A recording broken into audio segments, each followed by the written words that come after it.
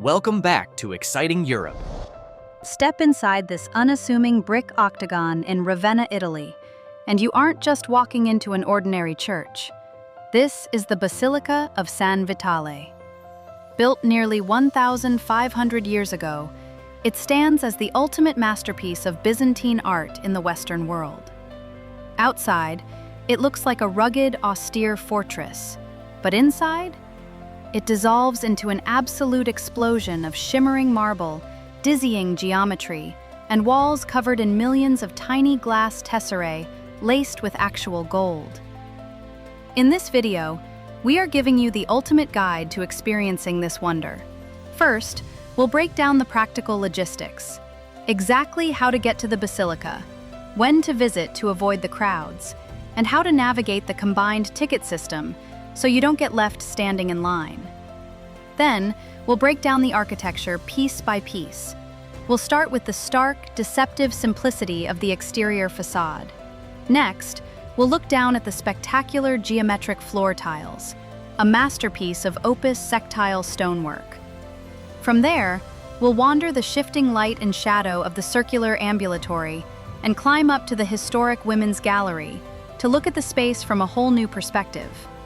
We'll decode the ingenious engineering and dramatic art of the soaring central cupola. And finally, we will spend time on the most breathtaking part of all, the sanctuary mosaics. Here, in vivid, surreal color, the legendary Emperor Justinian and his formidable Empress Theodora still stare out at us across the centuries in a masterclass of imperial propaganda and divine mystery. In this video, we are going to explore every corner of this UNESCO World Heritage site, because these are not just decorations. They are the most significant, perfectly preserved Byzantine mosaics in existence.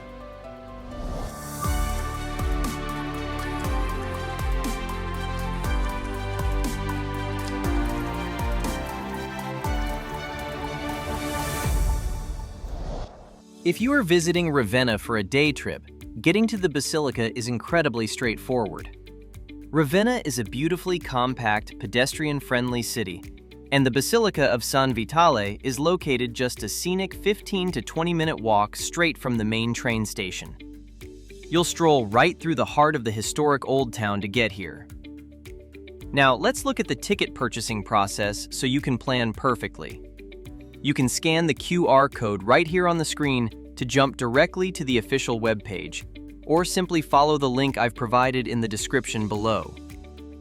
When booking, individual tickets for the main historical sites are actually not sold separately. Instead, you will choose a combined pass based on how many monuments you want to visit, and the final price will depend on the combination you choose. Typically, you can choose between a 2-monument pass or the full 5-monument pass, which unlocks all of Ravenna's primary UNESCO treasures.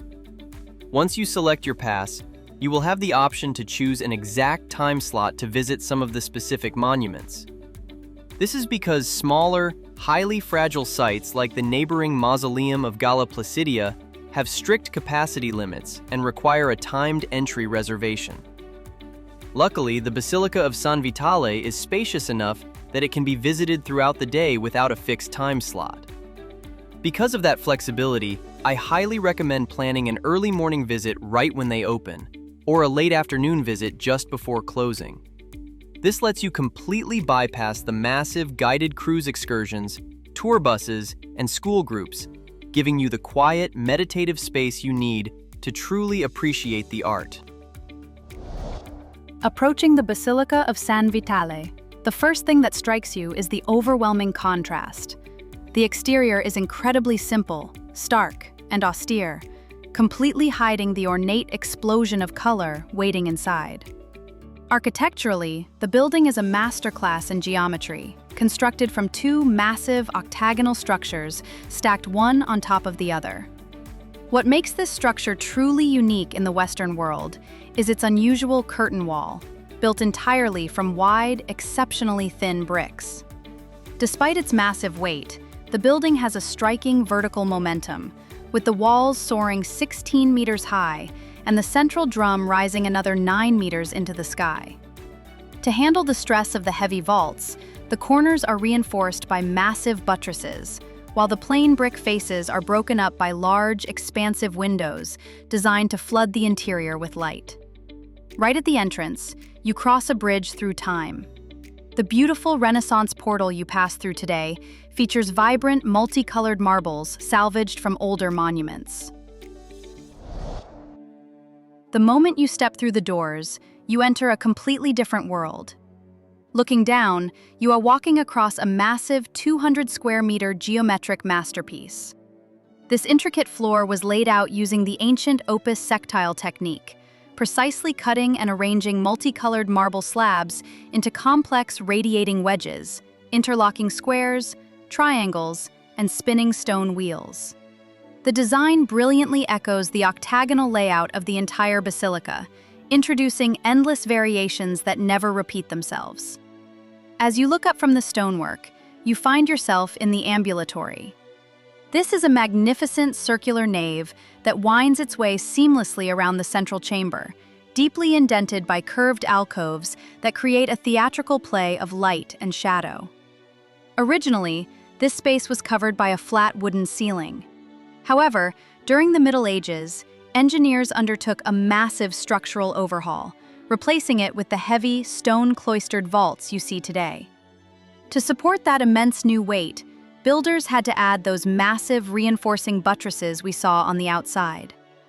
As you wander this path, don't miss the fascinating stone sarcophagus resting at the end of the very first bay. Dating back to the early 5th century, it features a striking historical inscription written in Greek on the front and Latin on the back. It celebrates the life of the Exarch Isaac, an Armenian military commander who governed Ravenna for 18 years before his death in the year 643. It's a powerful, tangible reminder of the deep global connections that built this city. Climbing up into the second level brings you into the women's galleries, or matronium. Positioned directly above the ambulatory, these elevated balconies feature elegant, three-lighted arched bays. This distinct layout is a direct hallmark of ancient Near Eastern architectural design, built to view the sacred liturgy from a position of honor. You'll notice the architecture changes slightly up here. The ceilings are visibly lower, and the marble columns are shorter than the ones on the ground floor, capped with heavy cloistered vaults added during the Middle Ages. Take a close look at these gorgeous grayish-white columns, which were imported directly from the Orient. Instead of traditional Roman capitals, they are crowned with sophisticated, upside-down, truncated pyramids. This avant-garde style originated in Constantinople at the beginning of the 6th century, completely replacing the classical Corinthian look. Looking up into the soaring central chamber, the dome rises majestically above you. Supported by 8 robust trapezoidal pillars standing over 13 meters tall, the architecture expands outward through elegant, triple-arched openings that flare out like the petals of a flower. But the real magic of this cupola is hidden inside its engineering. To prevent a dome this massive from collapsing under its own immense weight, Byzantine builders used a stroke of pure genius. It is constructed entirely out of hollow terracotta pipes, tightly coiled horizontally in concentric circles. This revolutionary method drastically reduced the structural weight, eliminating outward pushing force and allowing the dome to float safely over the space without massive internal supports. While the architecture is ancient, the art you see on it today takes us on a jump through time to the late 18th century. The Benedictine monks commissioned the ornamental artist Serafino Barozzi to paint the entire interior. He was soon joined by Jacopo Guarana, who painted the beautiful pairs of angels beneath the saints on the drum, and the celebrated painter Ubaldo Gandolfi. Together, they covered the vault in a collaborative, theatrical masterpiece illustrating the glory of Saint Vitalis and Saint Benedict. It adds a dramatic layer of Italian illusionism to a space defined by ancient mystery. While you are admiring the stunning Byzantine mosaics in this video, keep in mind that this is just one piece of the puzzle. Ravenna is absolutely packed with ancient treasures. We've put together a complete, step-by-step Ravenna playlist covering all the major UNESCO World Heritage sites. We decode everything, from the towering architecture of San Vitale and the star-filled mausoleum of Galla Placidia, to the stunning geometry of the Neonian and Arian baptisteries. We even travel right outside the city center to explore the breathtaking apses of Santa Pollinare Nuovo and Santa Pollinare in Classe, along with so many hidden details most tourists completely miss. If you are planning a trip or just love history, click the playlist link on your screen right now or find it in the description below so you don't miss a single wonder. But for now, let's head right back into our tour. We arrive at the absolute pinnacle of San Vitale, the breathtaking sanctuary and apse. This deeply layered masterpiece of gold, azure, and brilliant emerald green is widely considered the most significant and perfectly preserved cycle of Byzantine mosaics in existence. Every single image here was meticulously designed as a grand statement of both spiritual mystery and raw imperial propaganda. It beautifully connected the Catholic Church of Ravenna directly to the distant, glittering court of Constantinople. The journey through the sanctuary begins on the presbytery walls, which lay out a highly coherent narrative of human salvation and the mysteries of the Eucharist. On the left wall, the focal point is a vibrant lunette combining two passages from Genesis depicting the life of the patriarch Abraham. On the left side of the scene, Abraham offers a calf to three angels who have come to announce the imminent birth of his son. If you look closely at the threshold of the rustic cottage behind him, you can see his wife, Sarah, watching with an incredulous smile on her lips. The three angels are seated at a table beneath the oak of Mambre, and arranged before them on the table are three flat, round loaves of bread, each clearly stamped with the sign of the cross. The right side of the same lunette shifts dramatically to the sacrifice of Isaac.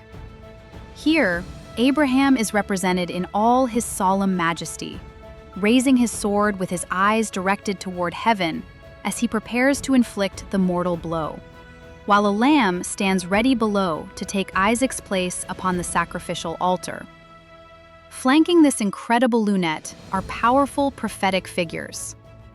On the left, you'll spot the prophet Jeremiah, standing proudly against a background shaped like an exedra, which dramatically highlights his figure. On the right and above, we see two distinct episodes from the life of Moses. In one, he is shown removing his sandals before entering the burning bush on Mount Horeb. In the other, he ascends sharply against the background of Mount Sinai, emerging with hieratic solemnity as he prepares to receive the scroll of laws from the Dextera Dei, the literal hand of God. Because he was ordered not to look directly at the hand of God, Moses reverently turns his head away.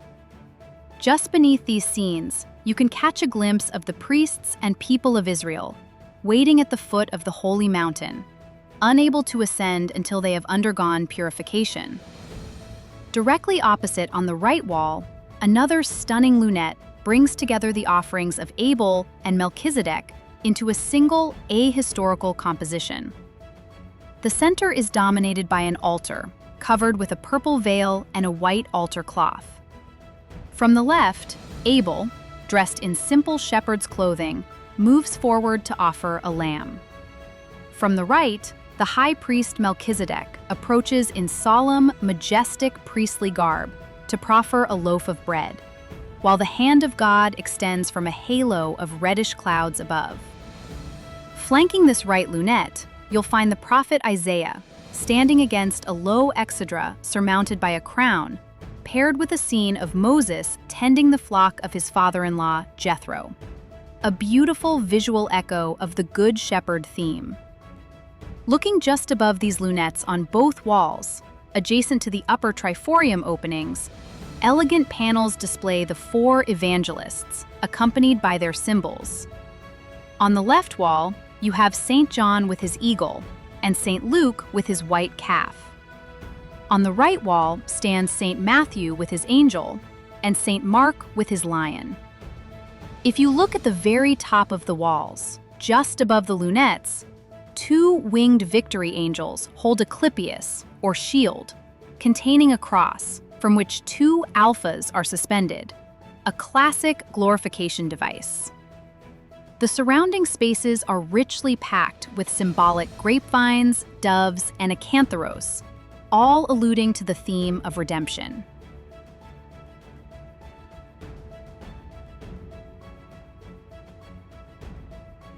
If you look straight up, the entire presbytery culminates in a magnificent, deep cloistered vault divided into 4 distinct cells. At the exact center, 4 white-clad angels take wing from deep blue globes to support a circular clypeus containing the Agnus Dei, the mystical Lamb of God. The entire vault is adorned with a lavish mosaic of acanthus spirals and heavy garlands of leaves, fruit, flowers, and colorful birds, including a brilliant peacock. This lamb serves as the ultimate symbolic crown of the entire sanctuary, tying together the theme of sacrifice depicted on the walls below. Before your eyes are drawn deep into the apse, look up at the grand triumphal arch of the presbytery. It displays 15 imaginens clypiatae, or circular portraits, depicting the 12 apostles alongside Saint Gervasius and Saint Protasius, with the central image of Christ contained within a rainbow-hued shield. At the sides of the arch, the holy cities of Jerusalem and Bethlehem are beautifully depicted as turreted fortresses enclosing colonnaded buildings. Now, look into the main semicircular apse, dominated by a towering, timeless theophany scene on the conch. Against a blinding, rich background of solid gold, Christ sits enthroned as the cosmocrator, the ruler of the universe. He is a clean-shaven youth dressed in imperial purple, seated majestically upon a brilliant blue celestial globe, from which spring the 4 rivers of paradise.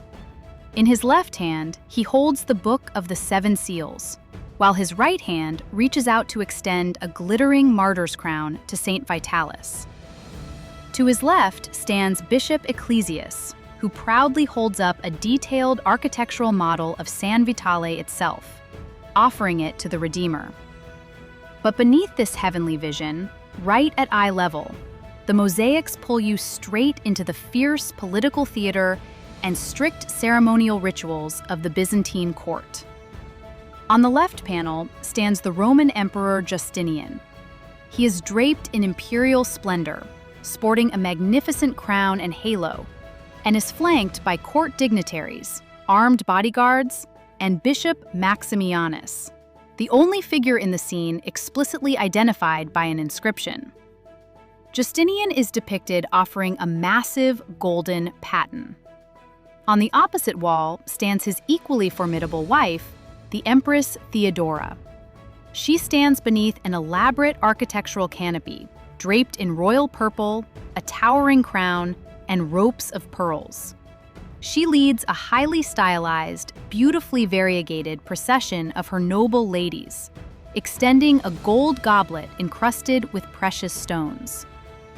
Both panels represent a highly synchronized court ritual known as the Oblatio Augusti et Augustae, the formal offering of the chalice and paten by the imperial couple to the church, masterfully blending terrestrial majesty with divine liturgy.